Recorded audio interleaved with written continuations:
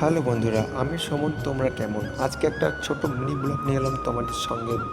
তো ব্লগটা পুরোপুরি দেখো ভিডিওটা, তাহলে বুঝতে পারবে যে আমরা এখন বাঁশটা কী জন্য কাটছি।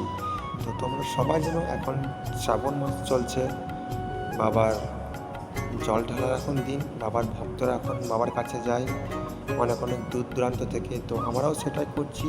তো চলো ভিডিওটা তোমাদেরকে শর্টে দেখায়, এত বড় না করে। তো চলো ভিডিওটা প্রথমে দেখো তোমরা। তো যাই হোক, বাঁশটা কেটে আর করে আমরা বাইরে বার করার চেষ্টা করবো এখন।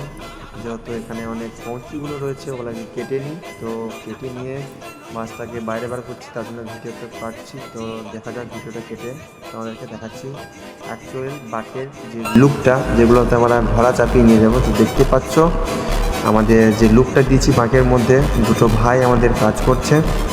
ঠিক আছে, আমি যেহেতু ভিডিওটা করছি, আমিও কাজ করছি, না করা না, কিন্তু এখন যেহেতু ভিডিও করছি তার জন্য ভাইগুলোকে বললাম যে একটু দেখে ভিডিওটা করে নিই।